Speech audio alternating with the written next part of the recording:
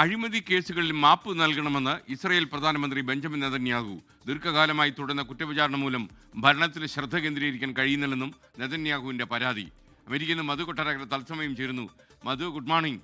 ഏതെങ്കിലും കേസിൽ ശിക്ഷിക്കപ്പെട്ടാൽ എനിക്ക് ശ്രദ്ധിക്കാൻ പറ്റുന്നില്ല, അതുകൊണ്ട് കേസെല്ലാം എടുത്തു കളയണമെന്ന് പറയുന്ന ന്യായ സംഹിതയുണ്ടല്ലോ, അത് കിടിലമായി. Good morning S K N. Benjamin നെതന്യാഹുവിനെതിരെ 3 കേസുകളാണ് പ്രധാനമായിട്ടുള്ളത്. കൈക്കൂലി, വഞ്ചന, വിശ്വാസവഞ്ചന തുടങ്ങിയ ഗുരുതരമായ അഴിമതി ആരോപണങ്ങളാണ് അദ്ദേഹം നേരിടുന്നത്. 2019 നെതന്യാഹുവിനെതിരെയുള്ള ഈ കുറ്റപത്രം വരുന്നത്. എസ് കെ നേരത്തെ സൂചിപ്പിച്ചതുപോലെ തനിക്കെതിരെയുള്ള ക്രിമിനൽ നടപടികൾ നല്ല രീതിയിലൊക്കെ ഭരണം നടത്തുവാൻ തനിക്ക് ബുദ്ധിമുട്ടുണ്ടാക്കുന്നു എന്ന് കാണിച്ച് വക്കീലന്മാർ മുഖാന്തരമാണ് ഇപ്പോൾ ഇസ്രായേൽ പ്രസിഡന്റിനോട് പൊതുമാപ്പിനായിട്ട് അദ്ദേഹം അപേക്ഷിച്ചിരിക്കുന്നത്. പൊതുമാപ്പ് ഇസ്രായേലിന്റെ നന്മയ്ക്കും അതുപോലെ നല്ലതിനുമൊക്കെ ആണെന്ന് നെതന്യാഹു അവകാശപ്പെടുകയും ചെയ്യുന്നുണ്ട്. രാജ്യത്ത്, അതായത് ഇസ്രായേലിൽ ഏറ്റവും കൂടുതൽ കാലം പ്രധാനമന്ത്രിയായിട്ടിരിക്കുന്ന നെതന്യാഹു ഈ കേസുകൾ, അതായത് കൈക്കൂലി, അതുപോലെ വഞ്ചന, വിശ്വാസവഞ്ചന എന്നീ കുറ്റങ്ങൾ തുടക്കം മുതലേ നിഷേധിക്കുകയും ചെയ്യുന്നുണ്ട്.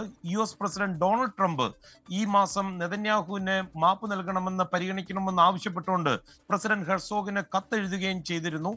നെതന്യാഹുവിനെതിരെയുള്ള കേസ് രാഷ്ട്രീയ പ്രേരിതമാണെന്നാണ് ഡൊണാൾഡ് ട്രംപ് ആ കത്തിൽ പറഞ്ഞിരുന്നത്. എസ് കെ, ഇസ്രയേലിൽ ഈ ശിക്ഷകൾ ലഘൂകരിക്കുന്നതിനോ അല്ലെങ്കിൽ പൊതുമാപ്പ് നൽകുന്നതിനോ ഒക്കെയുള്ള അധികാരം പ്രസിഡന്റാണ്. നിലവിൽ ഇസ്രായേൽ പ്രസിഡന്റ് ഐസക് ഹെർസോഗിനാണ് ഈ അധികാരമുള്ളത്. അതുപോലെ പൊതുമാപ്പ് ലഭിക്കണമെങ്കിൽ നെതന്യാഹു കുറ്റം സമ്മതിക്കേണ്ടി വരും. എന്നാൽ അദ്ദേഹം ഇപ്പോഴും ഈ കുറ്റങ്ങളൊക്കെ നിഷേധിച്ചുകൊണ്ടിരിക്കുകയാണ്. S K. Okay, thank you Madhu Kottarakkara.